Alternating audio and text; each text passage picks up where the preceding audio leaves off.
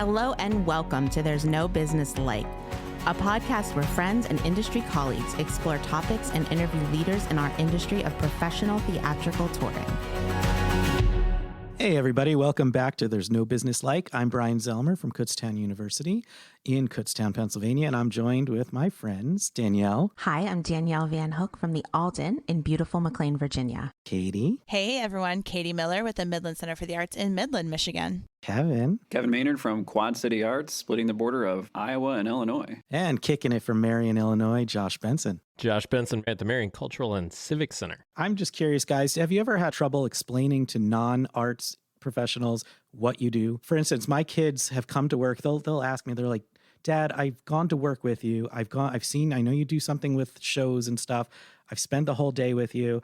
And my friends will ask what you do, and I can't explain it to them. And I know, like, sometimes I'll just simply say, oh, I'm a director at KU Presents. But, people will start thinking, oh, I direct the student theater shows and musicals. And it's like, no, that's not really what I do. But just curious, do you guys ever have trouble explaining what you do, or do you have to, go into a whole thing like I do? I gave up on it a long time ago. Yeah, my worst title thus far has been Artist Relations Manager when I was at Interlochen Center for the Arts up in beautiful Traverse City, Michigan. Where's that at on the hand? Okay, so if you're looking at your hand, thumb to the right. So put your left hand out, the thumb to the right, and then Traverse City is right at the top of your pinky finger. Yeah, so I was Artist Relations Manager up there at Interlochen. People have no idea what that means, and it's a laundry list of responsibilities. So I just gave up after a while. Yeah, I used to work for an arts and education organization where I coordinated residencies and workshops and, again, a whole laundry list of things. And when I tell people what I did, they'd be like, oh my gosh, you're a teacher? Well, not exactly. I support people who support teachers. Yeah. And then there's also this aside where it's like, actually, it's my dream. Thank you.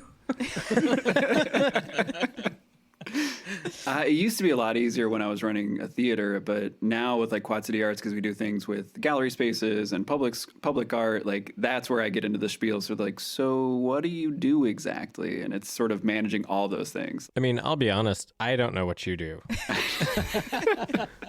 We're going to keep it that way. Josh, now you said you gave up, but that means you've tried at one time. What I simplified it to is I book shows for the space. It's something very straightforward and very narrow within the actual full spectrum of what I actually do, but something that would make sense to them, because explaining the functions within an arts admin role is out of the question because that'll just kill the conversation. And let's be honest, that's the part they care about. They care about oh, you get to book the shows. So Josh said, I book shows in the theater, which is 6 words. Well, I interviewed Ken Waldman, and in 3 words, he describes what he does. Here's my interview with Ken Waldman.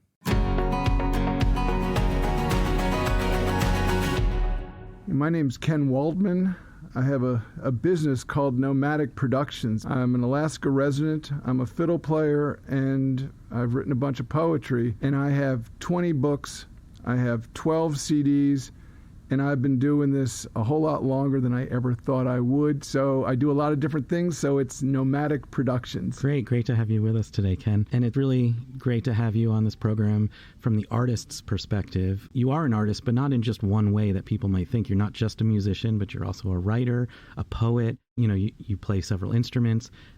Can you just talk a little bit about how you classify yourself as an artist? It would be a lot easier if I just did one thing, because I almost have to describe myself differently depending on who I'm talking to, because I'm a writer with an MFA in creative writing, which I got as a fiction writer, yet most of my books are now poetry, or really almost all the books are poetry. So there's the poetry aspect, but I also started playing fiddle in my mid-20s, and now that I'm in my mid-60s, that means I've been playing for 40 years, and I've turned into a decent old-time fiddle player. I am a former college professor, so that's part of the fact, I guess, that I'm an educator, but I also played tennis, and then I taught tennis for a while. I do a lot of work as a visiting artist in communities where I go into schools. So there's a whole education aspect where I have 2 kids' CDs and a kid's book among the books and CDs that I have. And then some people think that I'm just a solo artist, but I have friends who are world-class musicians, and there's nothing I like more than bringing in a bunch of my friends or even making new friends in a place who play traditional music, which is what I play, the old-time Appalachian fiddle tunes, and make a little bit bigger and more interesting show of it. Very cool. Now, I want to back up. You called yourself Alaska's fiddling poet. And is that something that somebody dubbed you, or is that something you called yourself as a marketing tool? Or? Well, what happened was I got my MFA from 1985 to 1988, University of Alaska Fairbanks. And I thought I'd be in Alaska for 3 years in that program and be gone. But it was clear to me that I wasn't done with Alaska. I spent a year in Juneau, Alaska, as doing a bunch of different things. And then I got a job in Sitka, Alaska, it's southeast Alaska, as a visiting assistant professor. And then I got a tenure-track job in Nome on the Bering Sea coast in the Bering Straits region. This job that I made up kind of happened accidentally. I moved back to Juneau, Alaska. And to answer the question in a roundabout way, in summer 1995, there's the Southeast Alaska State Fair in Haines, Alaska. And I applied to perform there, and I was chosen. He said, yeah, you can do a set. You can do a couple sets maybe. And we were allowed 5 words to describe ourselves or whatever group we were. I was solo, and I said, Alaska's fiddling poet.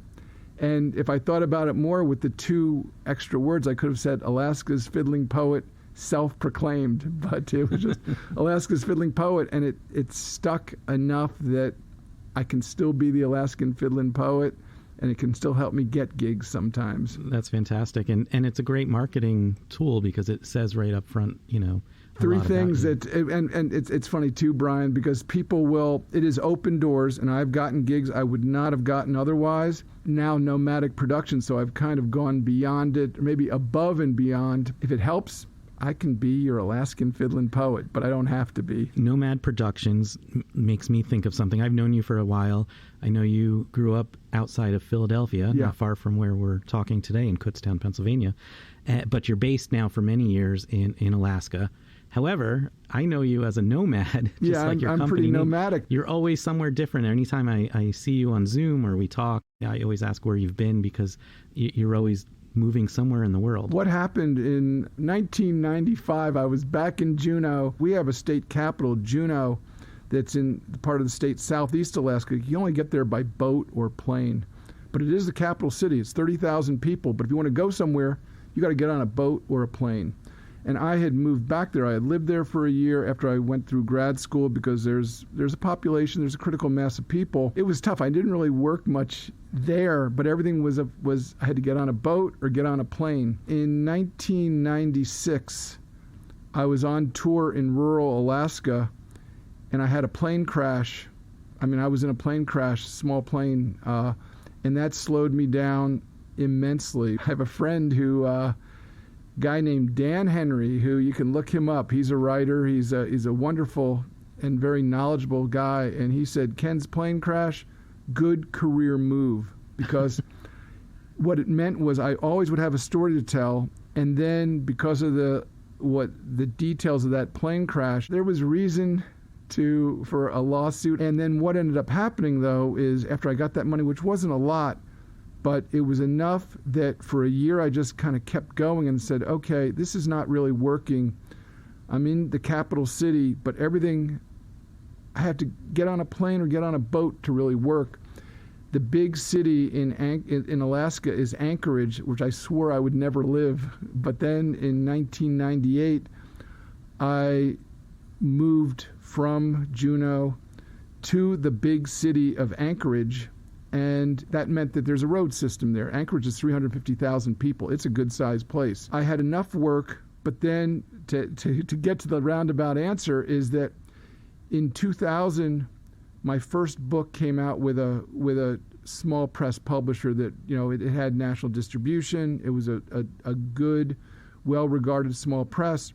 And about the same time, I recorded a CD with a friend that got a fair bit of airplay, got some good reviews. Then from Anchorage, I'd be flying down to Seattle. I'd be working up and down the I-5 corridor. Then I made another CD that got airplay. I was having another book came out. And then you just realized, or I realized, and friends helped me realize, it was really limiting to be in Alaska. So I drove out in 2001 with the idea, with 2 CDs, 1 book out, another book coming out, and we'll see what happens. And as friends told me then, if you weren't very good in a year and a half, you could have licked some wounds and go back to Alaska or do something else.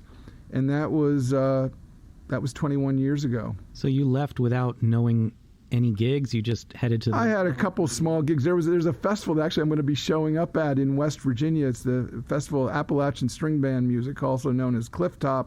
And I had heard about it for years, and I thought, well, that looks like that would be fun. So I drove out in summer, June 2001. I had a gig at a fellow who had a radio show that was syndicated around, actually he syndicated it a little bit nationally, but especially around Alaska. And he was in Tok, Alaska, and I did a house concert at his place on the drive out. And then I had a job, I remember, in Bloomington, Indiana. I think I had something around Boulder, Colorado, but that was on my way to West Virginia. And that was, once again, it was 2001. And I had a little bit of money still saved. And that just started a process that 21 years later, I've been driving around a lot. For a few years, I was completely itinerant. I had I think a Nissan Sentra that it broke an axle like about a year, I think it was January 2002 in San Francisco going up a hill. And the mechanic said, "You're looking for an adventure, aren't you? You should not be driving this car across country like you are." And I drove it across country one more time, bought a van, and I had that van for a bunch of years, and it's kind of kept going. A few years later, I think 2004, 2005, I was spending a lot of time around Lafayette, Louisiana, so I had a base there, but I've still kept my Alaska residency throughout, and it's complicated, but it makes sense because I would say I'm both established, but I'm not like killer established famous where I could afford to keep flying. Everything was a flight in a rental car, and very quickly that doesn't make any sense. But if you drive around, you can afford to do smaller jobs that are really worth doing. If I was still in Anchorage, I'd be having to get a bigger job just to go anywhere. But if by driving around, I can kind of make it up as I go along and still get the bigger jobs. I go to a lot of conferences. I want to pick up here in a few moments, but first I want to back up to you were a professor, you were a writer. Yeah. And my understanding is, and correct me if I'm wrong, that you didn't really pick up the music thing until your 20s? I started playing fiddle in my mid-20s, so... Before you go, I just have a quick question about that.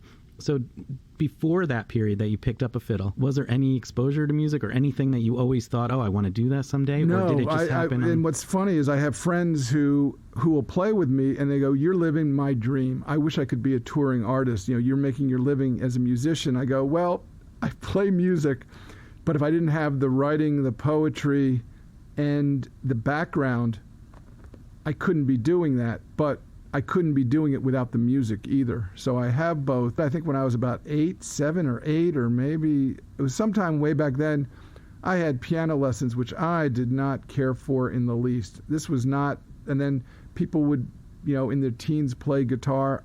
I never had an interest playing guitar.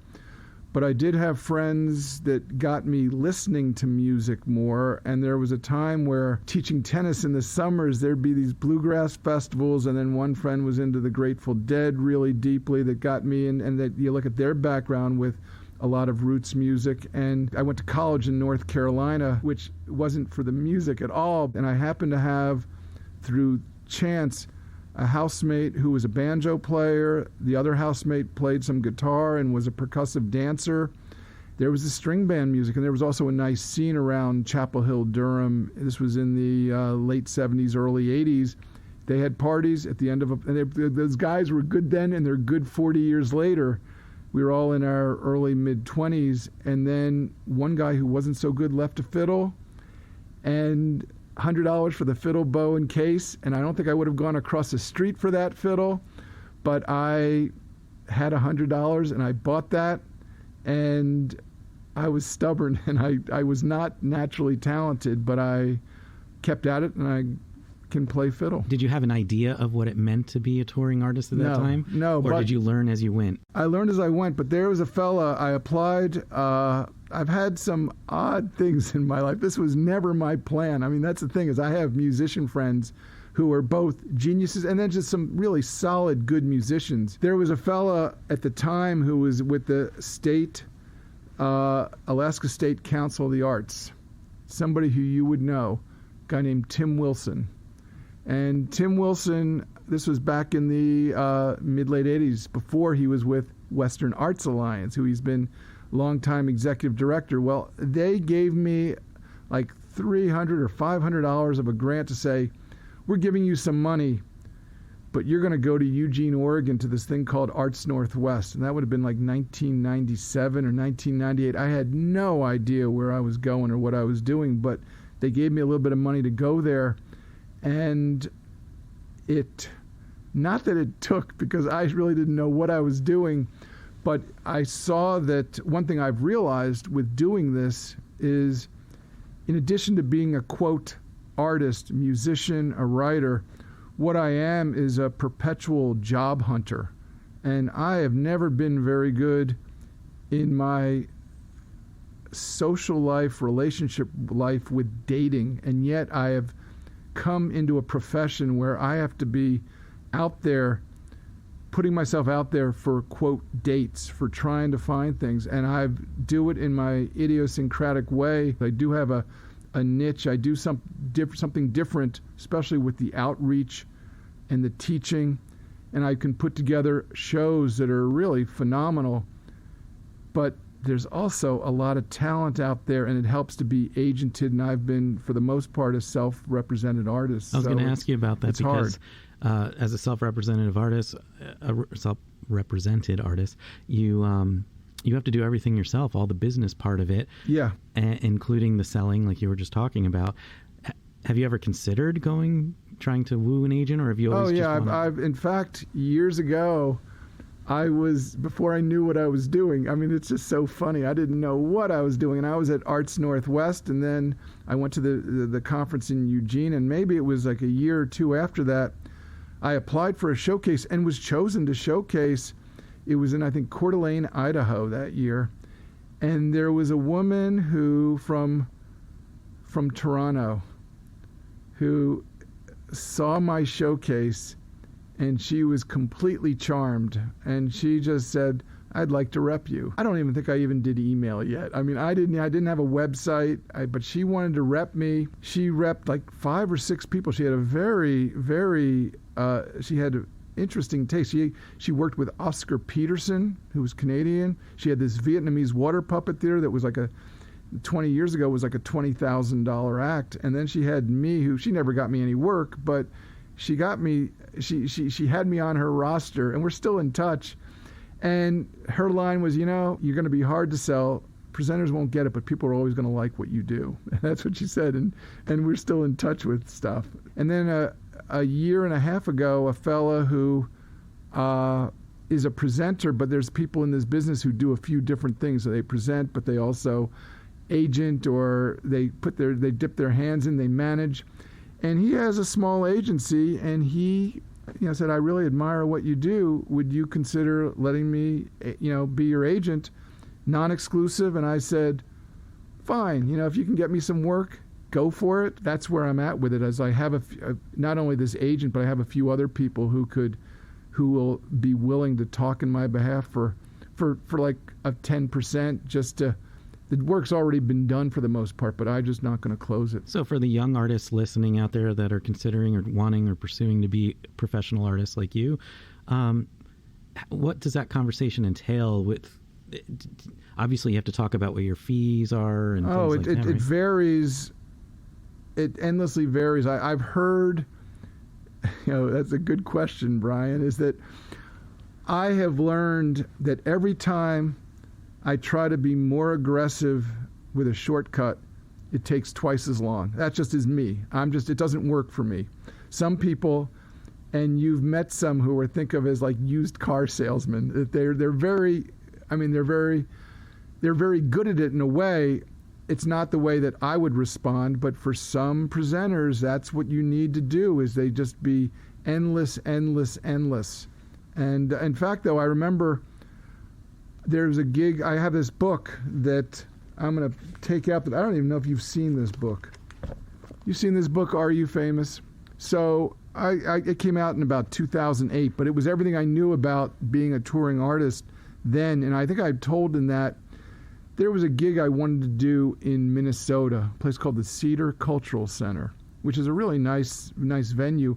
And I had heard that the artistic director, and maybe I think he was even the executive director, liked what I did and was interested. And I had to go ahead to call any day. Eventually, I think I reached him. It was like Thanksgiving Eve or Christmas Eve. It was like one of these odd times. But we settled on a date for, I think, April. And he even said, I admire your persistence, and if you hadn't kept at it, you would not have gotten this, because it's I like what you do, but it's still really hard to get one of those slots. That said, when I do have that okay, I will be more tenacious. But until I get that okay, I have learned it is a very long game. And what I've learned to do is it's all about showing up. And if it didn't happen this year, well, instead of like just bombarding with calls, I mean, all I do is I do a lot of postal mail to this day even. But, email is a clutter. Phone calling, if you catch somebody on a wrong day, that is a killer, because you pick up the phone and it's like the last person you want to hear if you're a presenter is somebody calling to just, see what's going on. I don't want to be that person, to be on the other side of messing up somebody's day. So I just go, well, I'll show up at the conference. You see if somebody's friendly or not. And if there's a click with it, well, you may see them 6 months or a year the next year at the conference, or the next year, and you send they're going to be there, you send an envelope, and eventually when I do get work, it's the same work whether you're getting $50, $500, or $5,000, and I like the $5,000 and up jobs, but that doesn't mean I won't do a $50 job when it's appropriate, or a $500 job. It depends. And even when you're approaching people, it depends on the situation. I've gotten jobs where there's no reason I'm at the head of the line, where I've just met somebody. I got a job a few years ago. It had been 15 years of reaching out every year to that person, and even a little bit more than that. And eventually they said, yeah. And then they said, you exceeded my expectations. I'm going to have you back. And it won't be 15 years. I said, better not be. I won't be doing this 15 years from now. So as an artist that's on the road a lot, yeah, I'm sure there's some people that look at performing artists that are touring as like this glamorous lifestyle.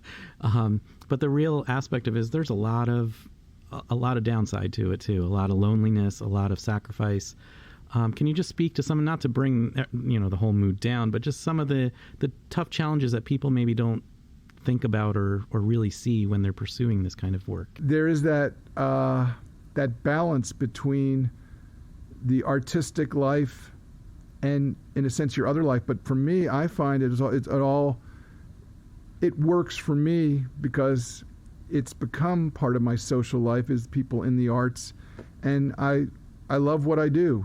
But if you don't love what you do, boy, it could be really disheartening. And there's a lot of rejection all the time. I mean, I get rejected as a writer, I get rejected as a performer, I get rejected as a kids artist, and I get some of these rejections. I go, I know they don't make any sense, but I've taken the longer view of it. And you just go, well, it just means I'm going to do something else that weekend or that week. And it's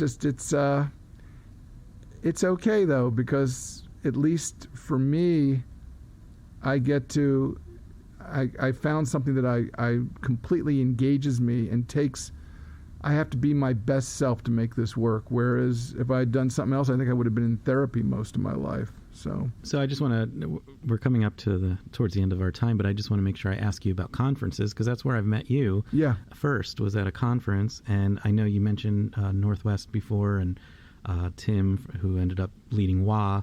Can you just talk about, as a self-represented artist, how you approach conferences? You attend them yourself? It's an opportunity to see somebody face to face, and you can see if somebody is friendly, or somebody could be like, I see who they are, and I don't think I'm going to get along with that person. I don't have to deal with that. But by meeting people also, if they're there at a conference, you can presume that they're there for some purpose. I look up everybody, and I write to people ahead of time, and I have I do handwritten envelopes.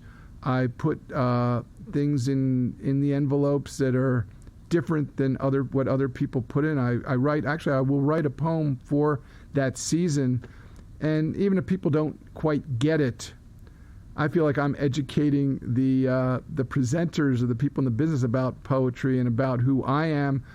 But I do have some fans in the business, and without the conferences, I mean, there's so many talented people, and I'm okay. But by going there, and you make those connections, that every time there's a conference, if I can get there, but it's an expense. I mean, I'll hear people say, I can't afford to go because it's maybe, $500 to get in. And then if you're on an exhibitor, that's going to be another $600 or $700. Then you have to physically get there, and then you have to get a hotel, and then suddenly you're in for $2,500, and then there may be showcasing fees. There's other things, but I do it as inexpensively as possible, and it works for me. Now, I've never been on the other side of the fence other than a presenter, but I've heard non-presenters talk about exhibiting and showcasing and all of that. And a lot of them, they talk about the return on investment, and I've heard new ones that just come into the conference for the first time saying, oh, I've got to sell this many or I'm not going to come back. In your mind, are these approaches? I do a lot of mentoring, and I'm told I'm a pretty good mentor. I've had some mentees who have far exceeded what I've done with this, but yeah, if you want a return on investment quickly, you should be doing something else, or else maybe you're legitimately a genius. But even if you're a genius, it's not a question of being like, I can see the most virtuosic musician after 15 or 20 minutes. Like, well, what else can you do? Can you tell a story with it? What's your show like? And if your show's good, and you can keep at it, more power to you. But you could also, like what I was told, like after a year and a half, if I wasn't very good, I would have been out of there. You could showcase and have something that works for 15 minutes, but then if you may get the return on investment immediately, but if you don't have something more, if you just have the one show or one thing you do and you don't grow from it, you may be getting some jobs for a year and a half, and then what? What else can you do? So I have learned that it's a long, slower. I mean, I'm going to go to a conference in Toledo, Ohio in September. I'm going to go to one in Calgary, Alberta, in late August, and they have the list of the attendees. And I look up, even if I know the people, I look up to see who they're bringing in, and then I see if there's somebody different, who they are, and then I have a note to write them, and that may allow me to have an in that I wouldn't have had otherwise. Not a lot of people know this, but I have a time machine that I invented. Oh. And I'd like to bring you into it and go back to when you were 40, heading to or 40-something, heading to the lower 48. And you're only going to have time not to give him the whole story, but just to tell him one piece of advice that you wish you had at that time. I would just say to keep at it, that have some fun with it, because I don't think I could have done things much differently. And, keep at it and have fun. And I did keep at it, and I did have fun with it. And I'm in my mid-60s, and I'm told I don't look like I'm in my mid-60s. I think I'm pretty healthy. I love what I do. We're at an age where there are people who have been beaten down and didn't do what they liked doing for a long time, and I feel very lucky. I know some amazing people, and I've done some Haven't done everything I've wanted, but I've done a bunch of things. I have. I ask this of everybody that I see as the last question. What do you like most about working in this industry today? There's hope, there's opportunity. The people, I love, even today I was looking up people for who I didn't know who were going to be in Toledo, looking up people who are going to be in Calgary. So I'm going to be sending out some black envelopes with white ink, and they're going to get them some poems, and I'm going to write to them, and they may not pay any attention. They'll go, who is that guy? Or there'll be people that I've known, and I'll just go, yeah, I just I like keeping at it, and there's always hope with that people are going to pay attention and go, yeah, we can bring this Nomadic Productions, and we can do something with him, the fiddling poet, and he'd be fun to have around. I'm going to play my fiddle. So that'll be something that you go, well, why does this guy do this? In fact, one of the things that makes me laugh is I tell this story. I got a lot of stories I tell on stage. And when I grew up an hour and a half from here, in the elementary school, there was a choir. And they put me in the speaking choir. That meant I could not sing. When I started playing fiddle in my mid-20s, I was waiting tables in Chapel Hill, North Carolina, at a nice natural foods restaurant. People would go there on their birthdays, and the wait staff would sing happy birthday. I was banned from singing happy birthday. They said, you're going to ruin the tips. Go cut desserts. But in Alaska, you learn you can do anything. So I'm going to play this tune, and I'll even sing it a little bit too. It's called Greasy Coat.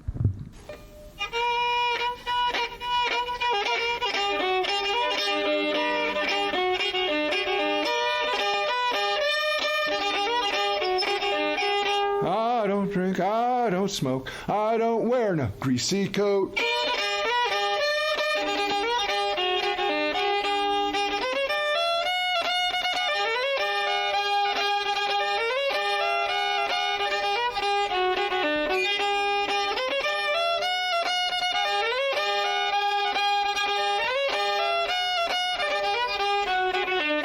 I don't drink, I don't smoke, I don't wear no greasy coat. I don't spit, I don't chew, I don't go with girls who do.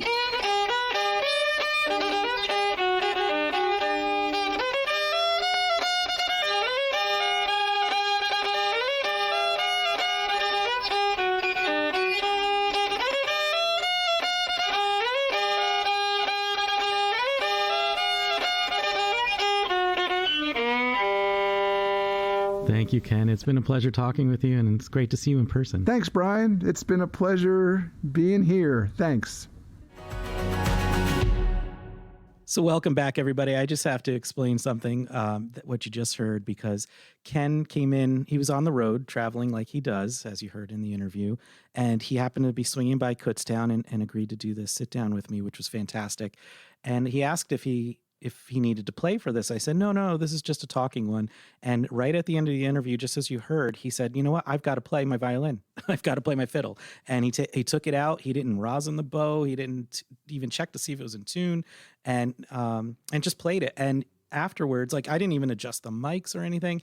And I said, Ken, that was great. I didn't know you were going to do that. Do you want to do a retake? Because, there's a lot of squeaking and stuff. He's like, no, that wasn't my best performance, but it's important for people to hear, especially younger people to hear that, hey, if he can play like that and be a professional and make a living for so many years, then I can do it too. So he said, you know what, leave it the way it is. And I thought that was really special, because a lot of people are so guarded, like, that has a lot of mistakes in it. I can't put that out there.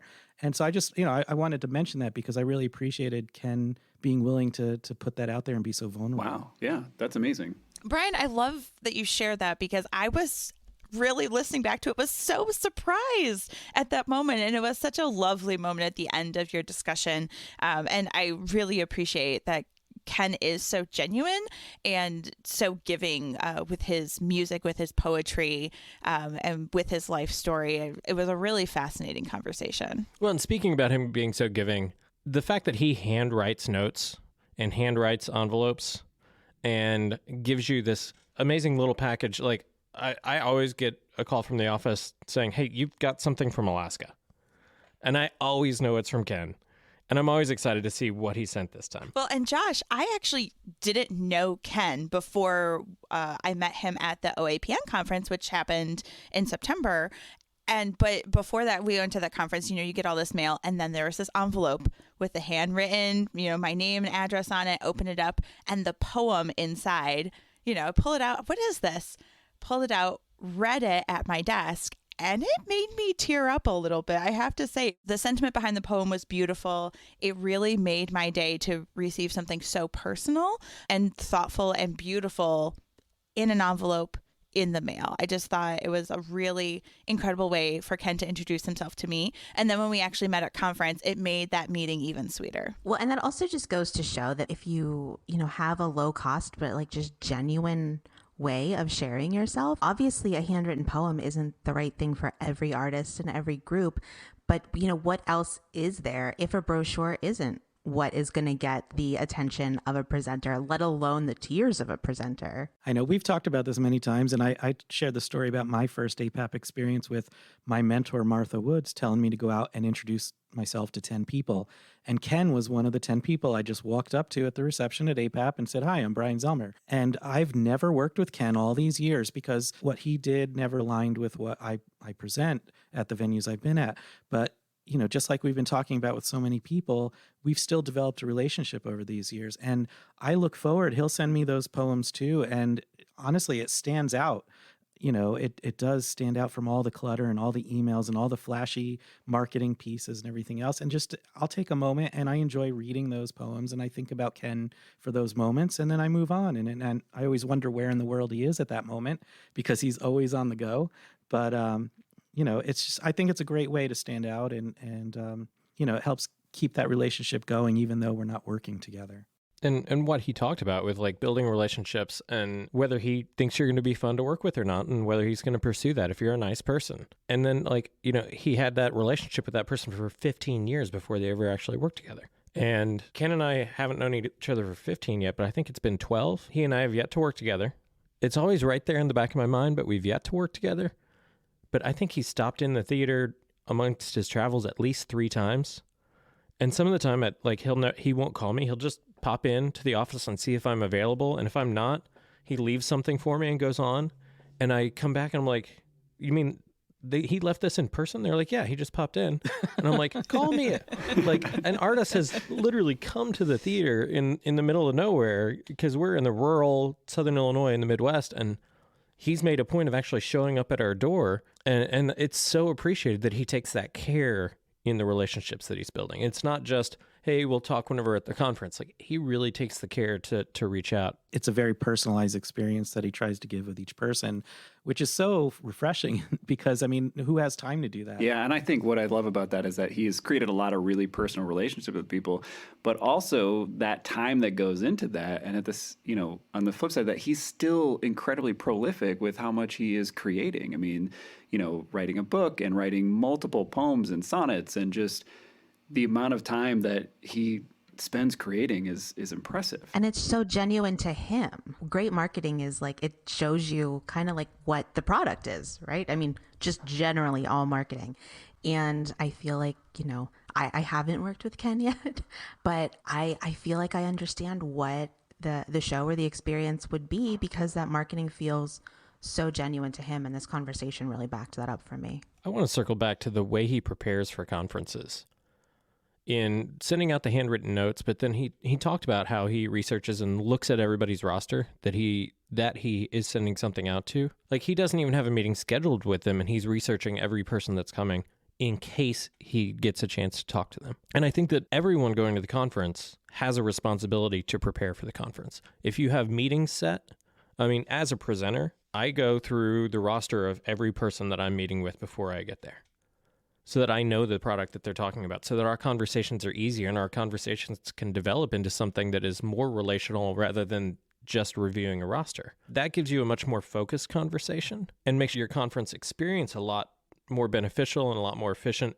and again, gives you that time to have a legitimate conversation to build a relationship more than just reviewing a roster. And I think the same can be said on the agent side as well. If they have taken the time, like Ken, to review your space, your theater, It's so refreshing whenever I sit down with somebody in a meeting and they already have it written down. So you have this many seats. This is the type of things you've done. These are the things that I've seen you've done in the last year. Here's what I have in mind for you based on that. Yeah, it makes you feel a little special. I mean, like they care about that. I just admire Ken's ability to travel around the country and have that nomadic lifestyle. That is not something that I could ever do. Like, I just value my type A personality, value stability.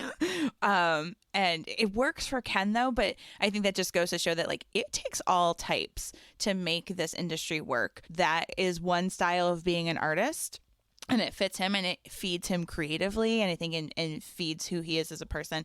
I could never survive like that, but I really respect it and love his his adventurous spirit. And so I just really appreciated him talking to us about that. And I think it gives some insight for especially those new to the field about like, that is how some artists make it work, right? As they are driving from venue to venue, they are watching costs, they're, trying to do the best that they can. But it takes that tenacity to like have that lifestyle, to get the bookings, to build the relationships. But I could never do it. So kudos to Ken for being able to live that lifestyle, because I just can't.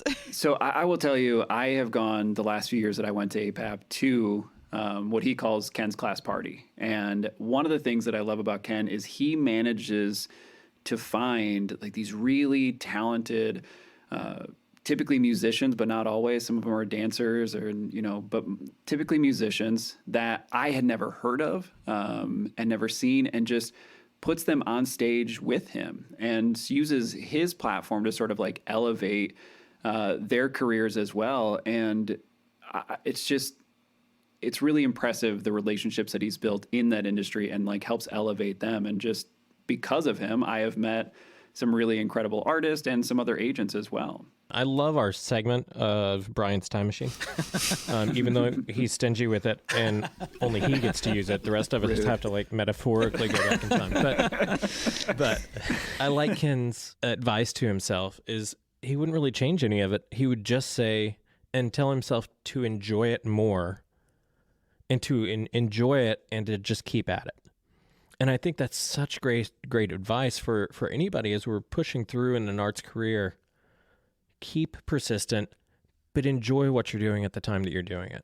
Because what's the point of being a part of the arts if there isn't some joy in there somewhere? If we're not getting to enjoy and experience something within it that also enriches our lives, what's the point of being an admin within the arts, or being an agent within the arts, or being something that's behind the scenes if you're not getting to enjoy parts of the process as well and enjoy what you're doing to be part of this amazing industry? It's so true. Definitely. And I thank Ken for sitting down and taking the time to talk with me. And I really enjoyed it, and I hope you guys got something out of it too. And we'll see you next time. All right, everyone. Thanks for listening to There's No Business Like. Our producers and hosts are Brian Zelmer, Josh Benson, Kevin Maynard, Katie Miller, and me, Danielle Van Hook. Views expressed in this podcast are ours alone and are not reflective of the organizations we are a part of. Keep up with us at nobusinesslike.com. There you'll find links to all of our episodes and socials. If you like this podcast, give us a like, a follow, a review, or our favorite, a 5-star rating. Oh wait, what was that site? I got it, don't worry. It is nobusinesslike.com. Do I sound out bus-I-ness every time I type it? Yep, sure do. Stay in touch, my friends. I had a hard time with thumb to the right because every time I put my hand up, my thumb was left. I watched that build in your face, Danielle. That was the best. What do you mean thumb to the